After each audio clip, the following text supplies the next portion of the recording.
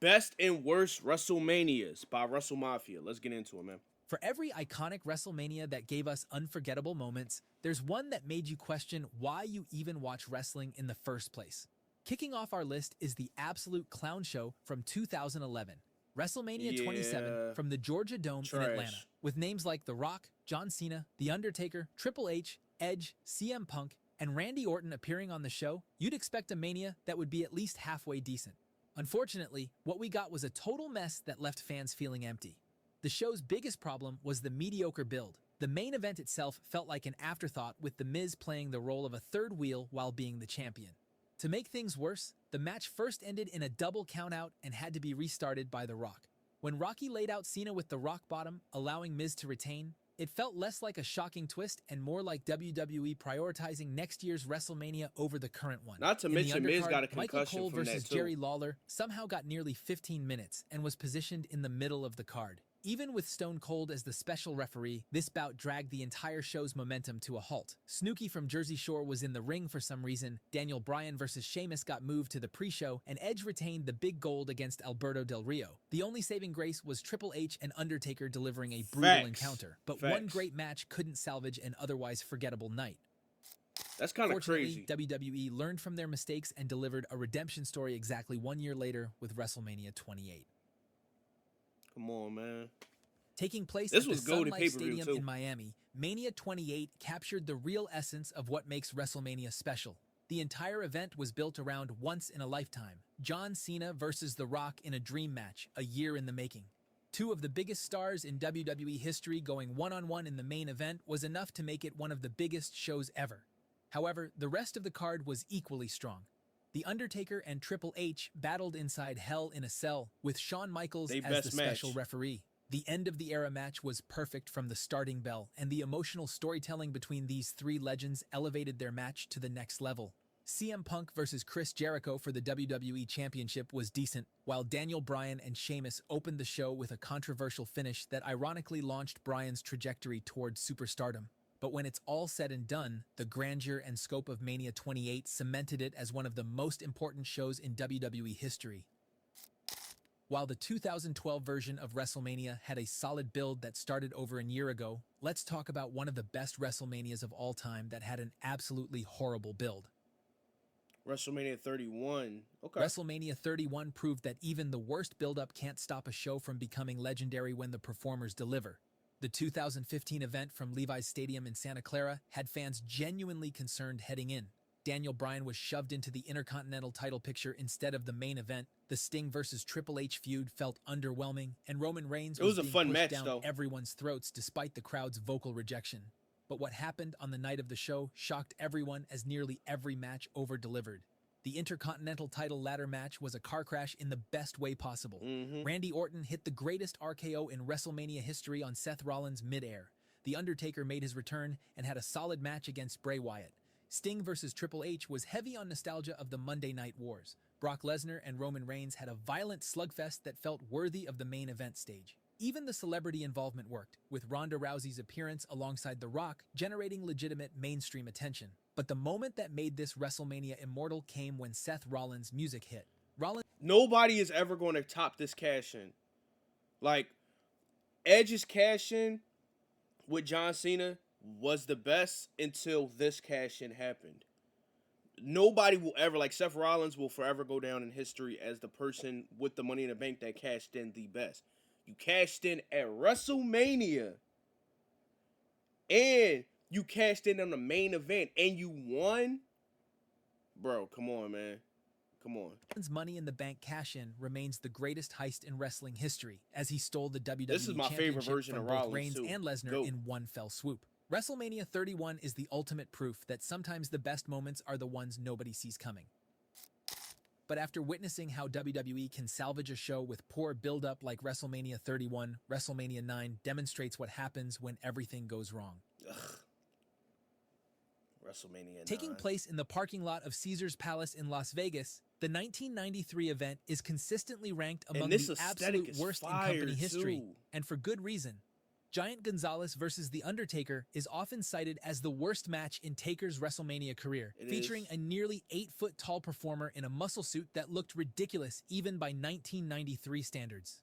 The match ended in disqualification when Gonzalez used chloroform, because apparently that's what passed for creativity in 1993. However, nothing damaged WrestleMania 9 more than its ending. After Yokozuna defeated Bret Hart to win the WWF Championship, Hulk Hogan swooped in for an impromptu match and won the title in under a minute. This short-sighted decision derailed Bret's momentum as the Hulkster once Made Bret look weak as hell doing that, bruh.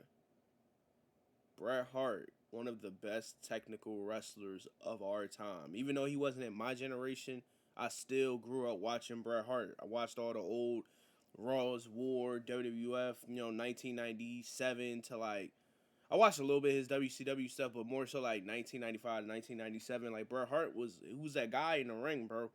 So to see him lose to Yokozuna just for Hulk Hogan to beat Yokozuna in like 59 seconds is crazy work, man.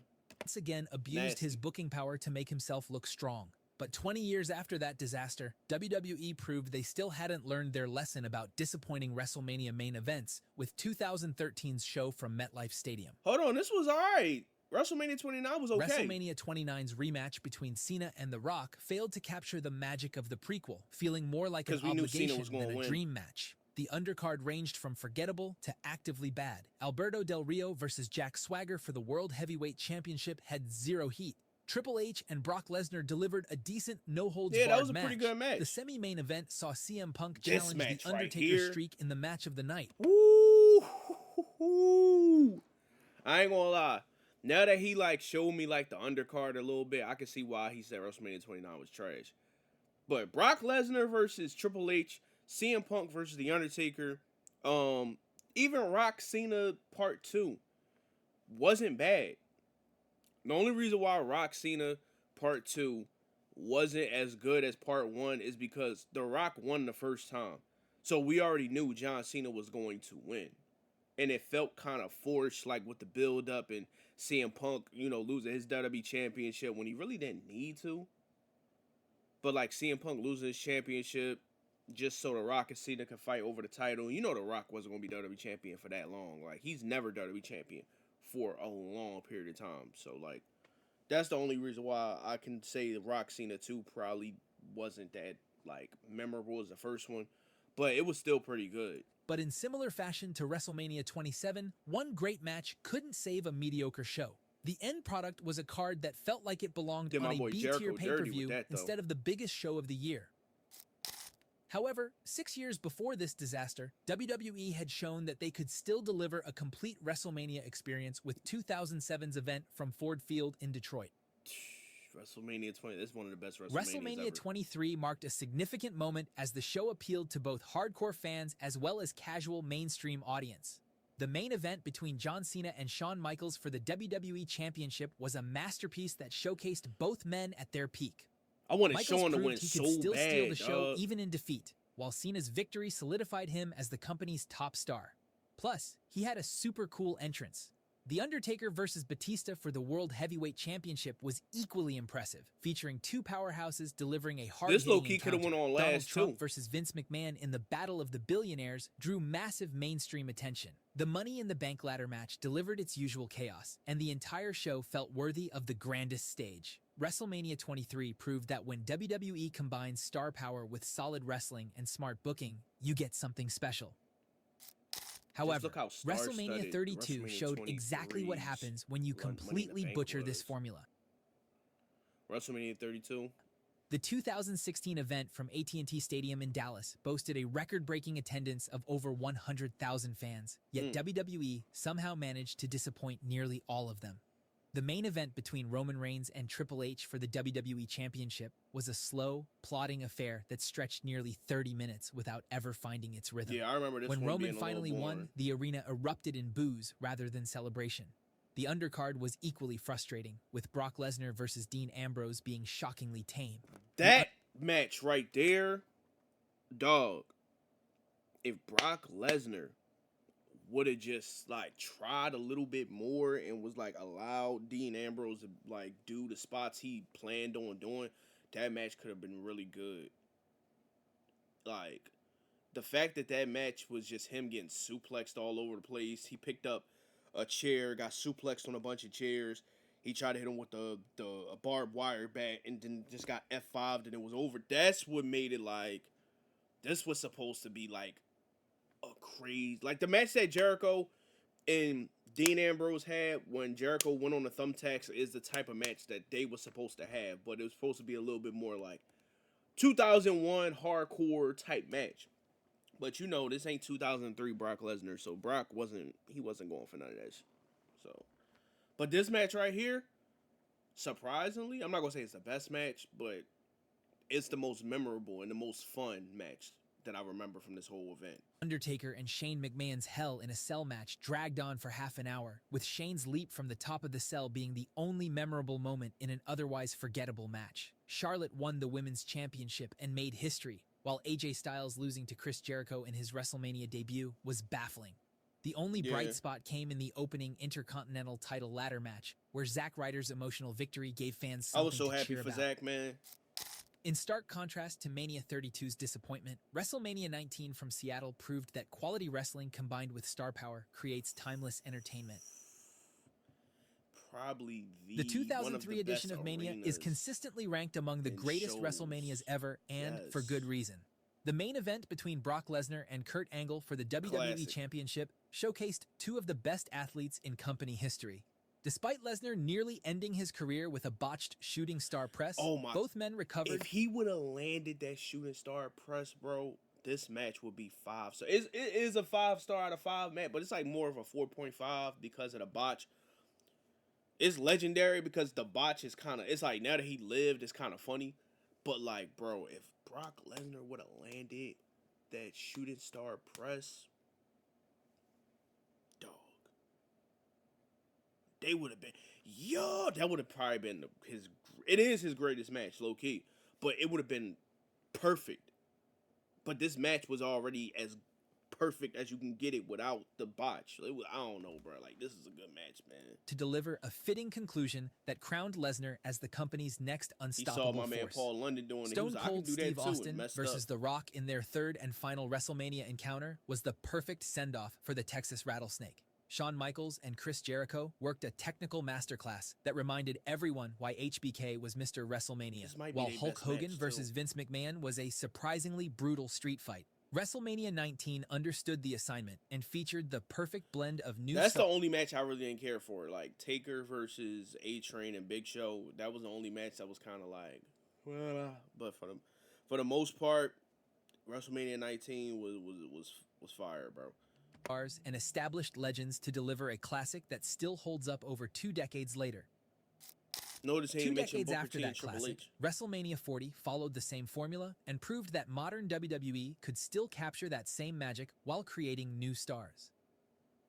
40 was The two-night that event joint, from bro. Lincoln Financial Field in Philadelphia delivered on nearly every promise, with Cody Rhodes finally finishing his story. Yes. Night 1 featured The Rock returning as the final boss to team with Roman Reigns against Cody Rhodes and Seth Rollins in a Bloodline Rules tag match. Rhea Ripley versus Becky Lynch for the Women's World Championship was a hard-hitting encounter, while Sami Zayn dethroning Gunther gave us a genuine feel-good moment. However, it was the finale of Night 2 that stole the entire show.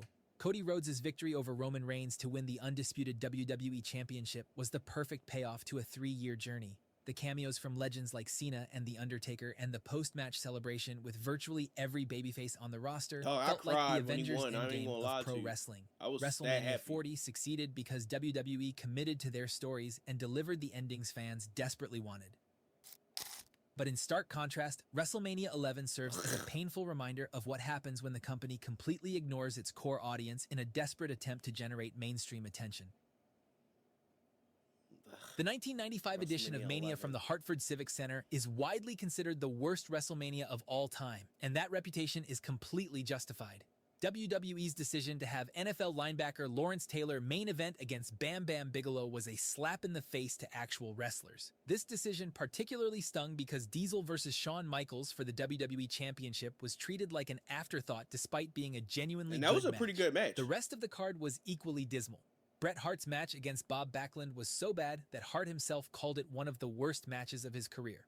The Undertaker versus King Kong Bundy went nowhere, while the tag team matches were equally forgettable. The horrible booking of Mania 11 encapsulated everything wrong with WWE's mid-90s creative direction. I do want to say this. As an Undertaker fan, right?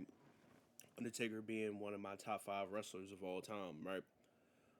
Undertaker's streak is low-key some bullshit. And the only reason why I'm saying that is because if you really look back at the history of his streak, he had a couple of worthy opponents at the beginning, like, you know, Snuka, and he had Jake the Snake and stuff like that. But then you had people like King Kong Bundy, Giant Gonzalez, freaking A-Train. Like, he went through a period where his WrestleMania matches was just him fighting big niggas. Big niggas that really, like, they could wrestle, obviously, in the technical sense of they trained to wrestle, but they couldn't wrestle and put on a really good match that was WrestleMania worthy. Like, Undertaker really didn't start hitting his stride in WrestleMania matches until, like, 2000 and I want to say 2005, bro.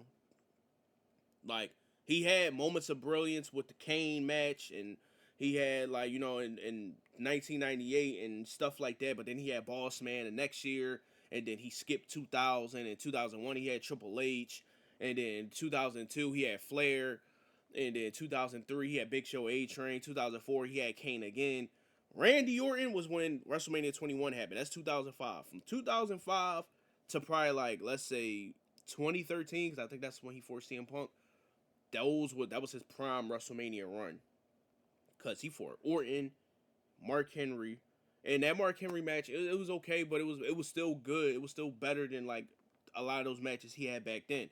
So he had Orton, then he had Henry, then he had Batista, then he had Edge, then he had Shawn Michaels, then he had Shawn Michaels again, then he had Triple H, then he had Triple H again, and then he had CM Punk. Bro, that run right there, he was untouchable, bro.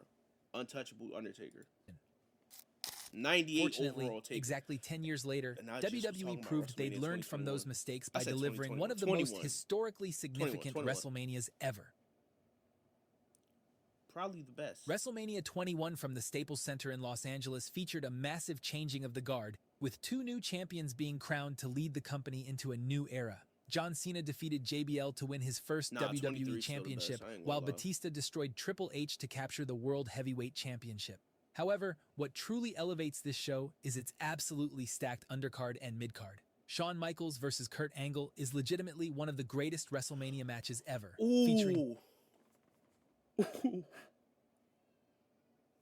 I don't know. You know what? Between 21 and 23, bro, I don't really know. I'm leaning towards 23, low key, but 21, dog. Michaels and Angle was definitely better than Michaels and Cena. The WrestleMania 21 Money in the Bank was iconic, but WrestleMania 23 was a little bit more star-studded. Because you had Orton, you had Booker, you had CM Punk, you had Edge, you had the Hardys, you had Finley, you had Mr. Kennedy. But 21, you had Jericho, you had Benoit, you had Benjamin, you had Edge, you had Kane, like Christian, like, oh my gosh, bro, like 21 and 23, like those two are like neck and neck. And then I probably under that, no, then you got 17. He gotta mention 17. Oh my gosh, bro. But from like the Ruthless Aggression era is 21 and 23. Attitude era is definitely 17. Hands down, no question. I don't want to hear it. Like 19 will be like, if 21 and 23 is S tier, 19 is like A tier. Like, some might argue that it's S tier too, but it's like, damn, bro. All right. Let me just finish the video, bro, because we're gonna be talking about two of this the all best day. workers in I'm over history here going puzzled. hold for hold in a technical masterpiece. The first ever Money in the Bank ladder match was revolutionary, introducing a concept that would become a WrestleMania staple. The Undertaker versus Randy Orton was another classic, The start and Rey of his Mysterio run. versus Eddie Guerrero was the perfect opener. WrestleMania 21 succeeded because WWE trusted its roster to deliver while simultaneously building for the future. In contrast, WrestleMania 13 from Chicago demonstrates how one legendary match can't save a disaster. Mm. The 1997 edition of Oh yeah, that's the WrestleMania is Bret Hart and exclusively remembered for Stone one Cold thing. match. Bret Hart versus Stone Cold Steve Austin in a submission match that revolutionized WWE storytelling. Unfortunately, everything else on the card ranged from mediocre to outright terrible. The main event between The Undertaker and Psycho Sid for the WWE Championship was boring and had the crowd sitting in complete silence. The Rock, before he was The Rock, faced Rikishi before he was Rikishi. The tag team division was represented by ridiculous matches, and the show's pacing was completely off. However, if you thought Mania 13 was bad, WrestleMania 2 in 1986 proved that splitting your biggest show across 3 different cities is a recipe for absolute disaster. Trash. WrestleMania 2 took place I don't even simultaneously go back in New that York, far. I ain't Chicago, gonna and lie Los to you. Angeles. An ambitious concept that sounds interesting on paper, but created a logistical nightmare in execution. The New York portion featured a boxing match between Mr. T and Roddy Piper that dragged on forever. Chicago hosted a battle royal featuring NFL players alongside WWE wrestlers, while Los Angeles got Hulk Hogan versus King Kong Bundy in a steel cage match. The experiment was never repeated for very good reason, but for every blunder like WrestleMania 2, you get one fun show like Mania 24 that restores your faith in wrestling.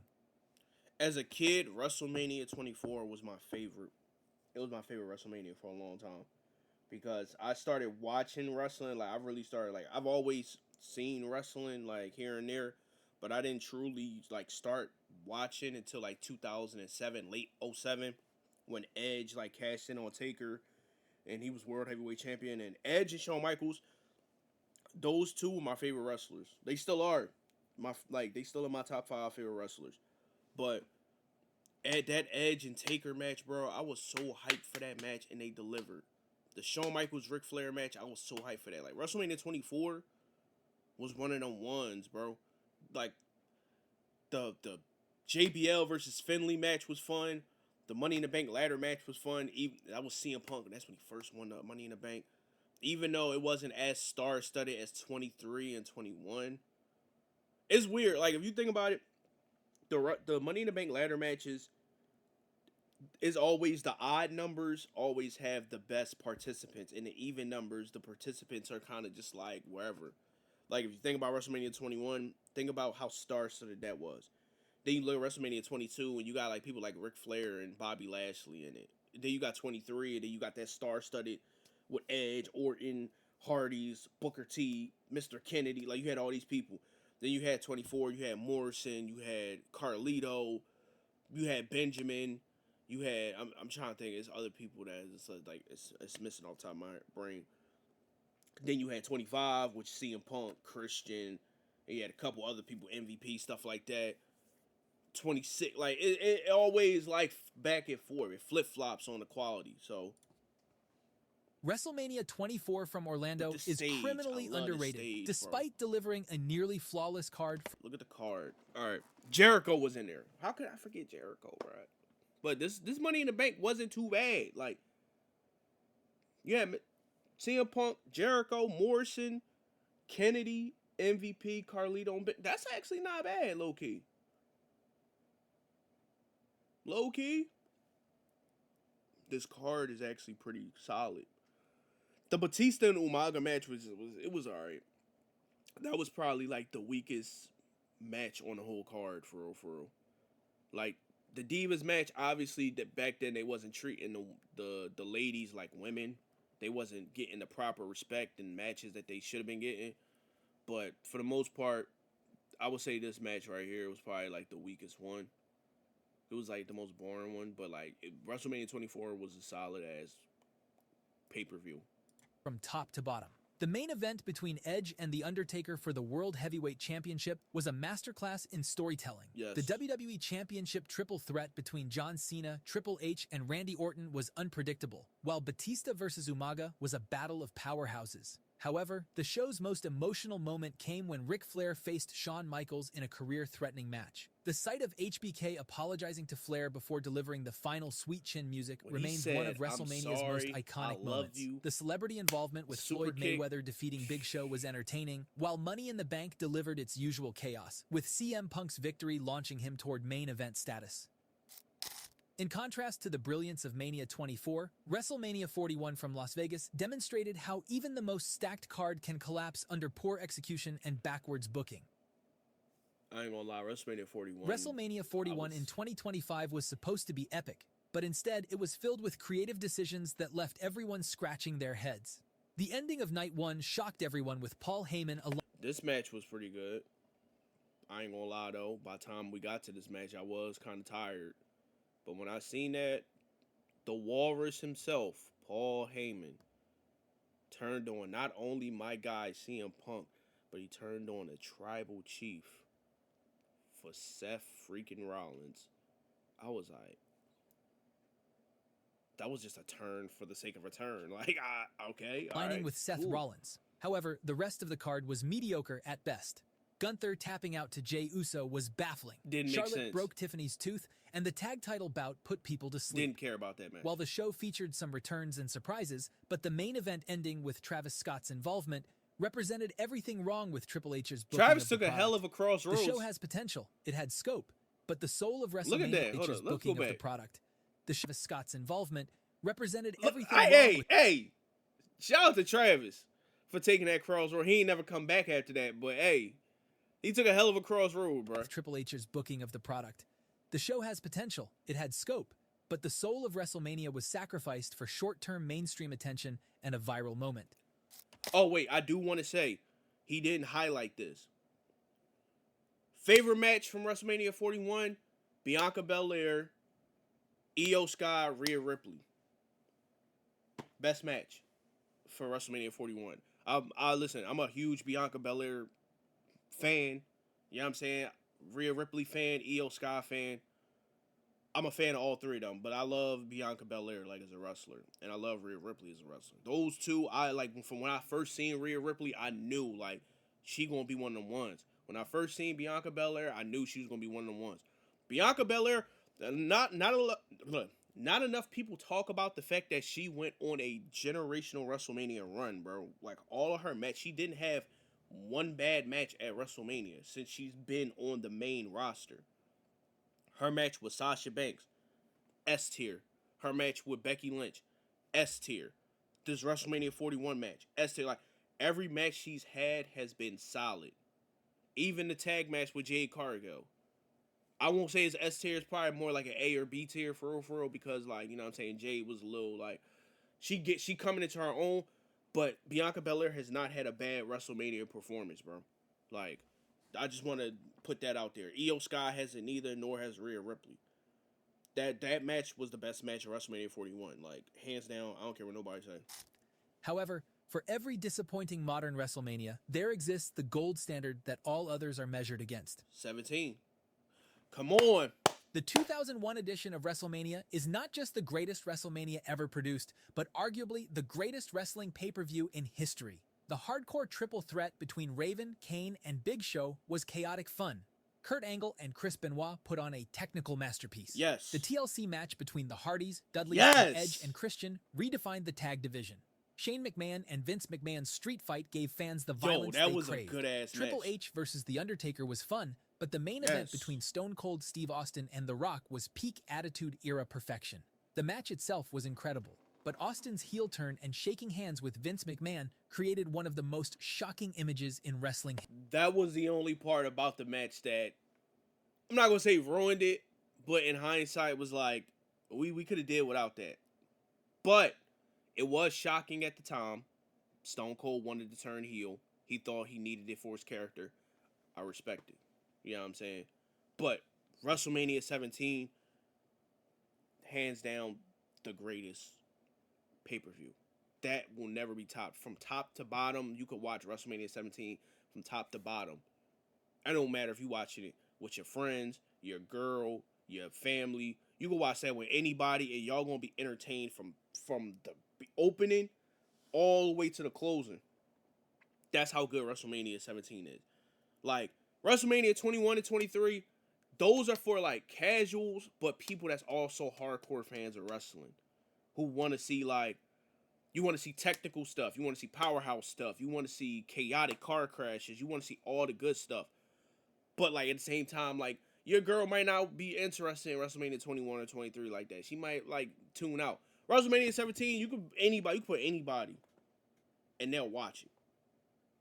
Just off the hardcore match alone, bro. WrestleMania 17 is goated. But let's finish this video out. History. Whether you loved or hated the decision, you couldn't deny its impact. The show had something for every type of wrestling fan.